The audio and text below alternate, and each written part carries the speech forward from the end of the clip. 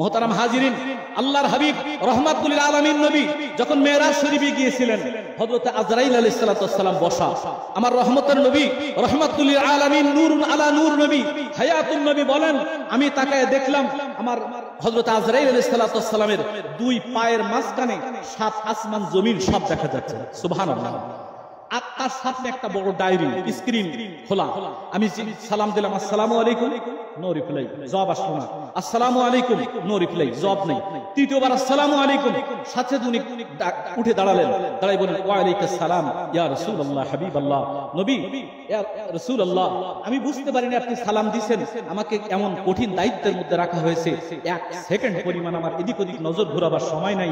তো এই মুহূর্তে আপনার সালাম করার কারণে আল্লাহ তাআলা আমাকে সামান্য একটু সময় প্রদান করেছেন, তাই আমি আপনার সালামের জবাব দিলাম।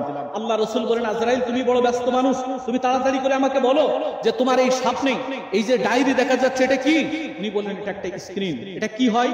তাই আপনার উম্মতির ডেথ ইনফরমেশন, এখানে ডিটেইলস ডেট ইনফরমেশন এখানে চলে আসে, মৃত্যুর পরোয়ানা চলে আসে, মানুষ মারা যাবার 40 দিন পূর্বে এখানে চলে আসে। বলে তখন তুমি কি করো? তাই আমি এটাকে কম্পোজ করি, কম্পোজ করে মেসেজ করে আপনার উম্মতির হাদিসের মধ্যে পাঠিয়ে দেই। মানুষ মারা যাবার 40 দিন আগে ওই লোকটার কলবের মধ্যে তার মৃত্যুর পরোয়ানা, কবে, কোন সময়, কি হয়ে, কখন মারা যাবে, পুরো ডেথ ইনফরমেশন, ডেথ ইনফরমেশন তার কলবের মধ্যে চলে আসে। তখন তিনি কি করেন?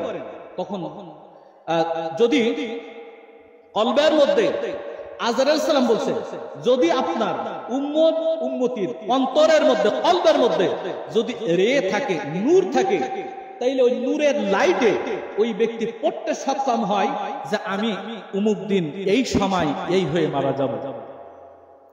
আর যদি কলবের মধ্যে রে না থাকে, নূর না থাকে, ও মরে যাবে, তাও বুঝতে পারবে না যে আমি কখন মারা যাচ্ছি।